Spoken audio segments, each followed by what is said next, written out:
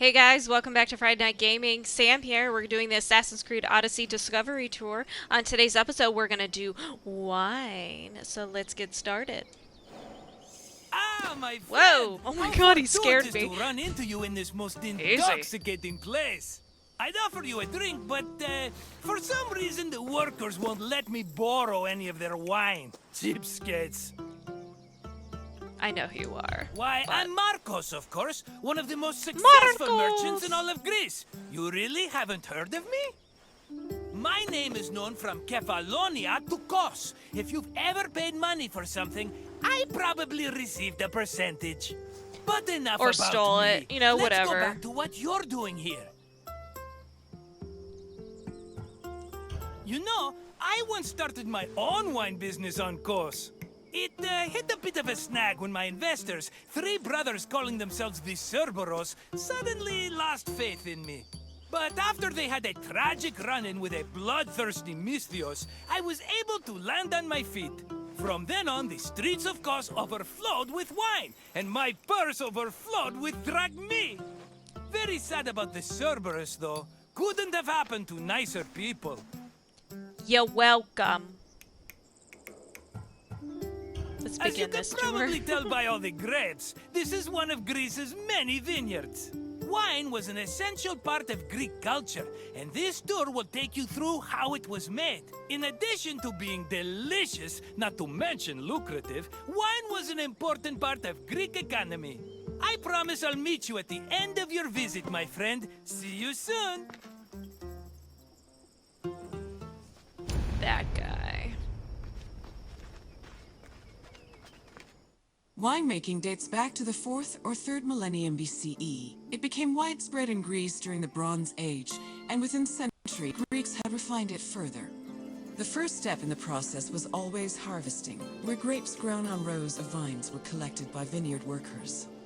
According to Homer, harvesting was often accompanied by music to give it a more festive atmosphere. Ancient Greek wine mainly came in 3 different varieties: Osteros, Glucation, and Autokratos. It could be flavored with spices, herbs, resin, and even perfumes. Not herbs, herbs. It was also much stronger than modern wine, with an alcohol percentage of approximately 16%. Holy! The drink was mixed with water to make it more palatable. Huh. I would smell that wine and pass out. Jesus.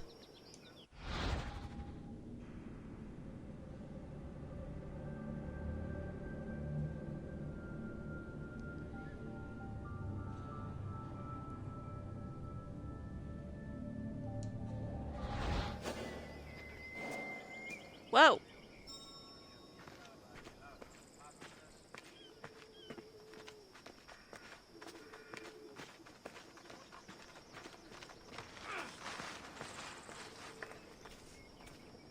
Grapes were dried to maximize the wine's sweetness and prevent it from turning into vinegar. In most vineyards, the drying process involved laying the grapes out on the ground under the heat of the sun, then covering them at night to protect them from accumulating dew. According to Hesiod's poem, Works and Days, the ideal time to dry grapes was 10 days and 10 nights. When they were finally completely dried, the grapes were collected in jars, just as they are today.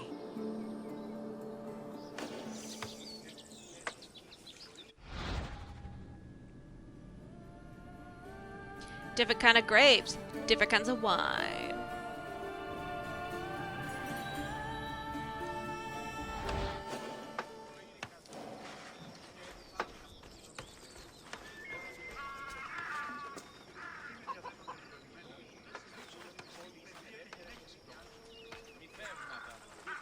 The Greeks had many methods for crushing the harvested grapes. The most common technique was to use a lenos, a large treading vat where workers stomped on grapes with their feet. Alternatively, the Greeks sometimes crushed the grapes by hand using a strainer, mashed them with a mortar and pestle, or squeezed them using a tool called a sack press.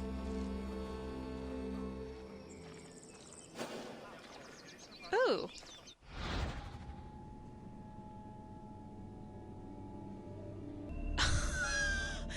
All right, everybody, draw your attention to the third paragraph. Surprisingly, wine was also used as a medical treatment for the sick, and women suffering from gynecological problems were sometimes prescribed to drink.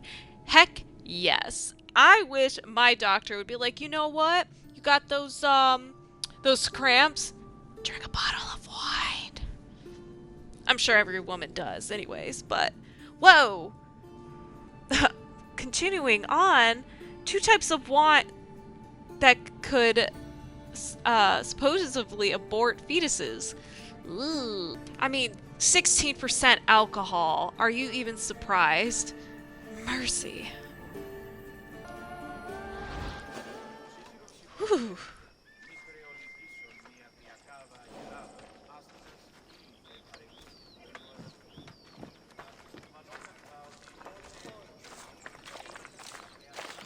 Oh my gosh, we can get in there.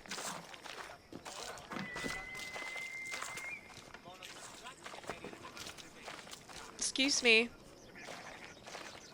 Oh, wait.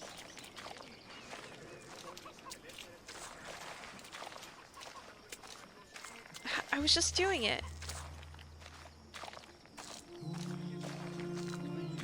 Aw. Come on, move away. Move forward. Yeah!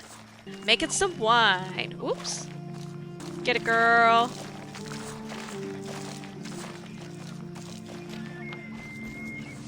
And I'm off track. After the grapes were pressed, the resulting juice was poured into large containers called pithoi, where it fermented.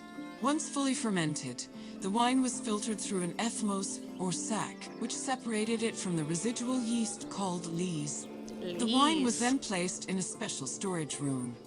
The room was half buried to keep it dry and maintain a consistent temperature of 15 degrees Celsius. These measures ensured the wine wouldn't lose any of its quality before being shipped to market.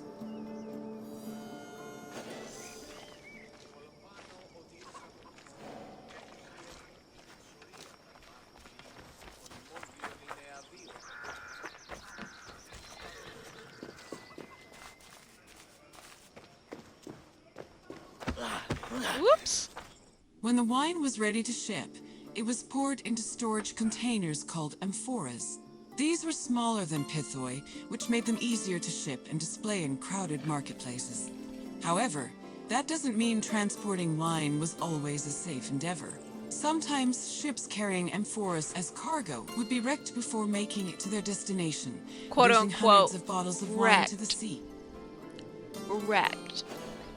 Probably drinking it.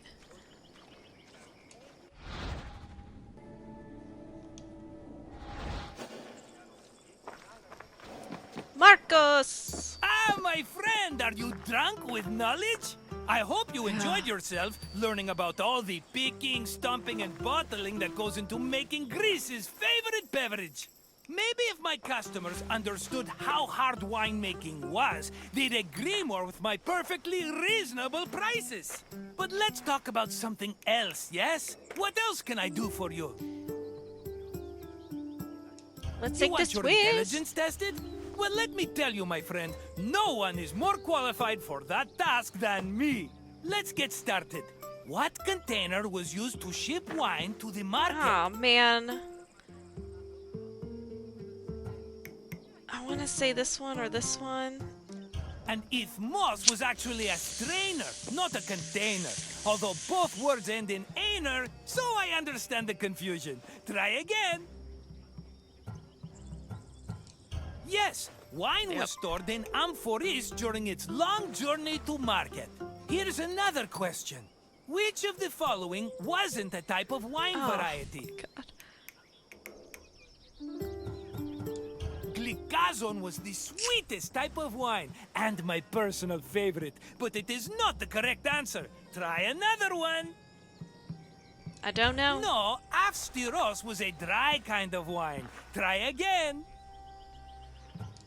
No, Aftokrator was wine of the medium sweet variety, but don't give up yet. Correct. Thassos was an island famous for its vineyards. Whoa. Not a specific type of wine. Just one more question to go, my friend. Which part of the winemaking process created the grape juice necessary for wine?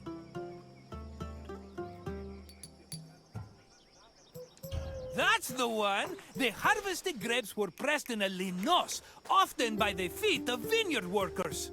Just try not to think about that last part whenever you have a cup of wine. You know your wine. You're as good with facts as I am with money, and that's Yeah, really right, saying dude. something. Onward to the enterprising next spirit. tour. I like that. Follow me, my friend. Hey guys, thanks for watching. Check out our other videos for more gameplay adventures with Friday Night Gaming.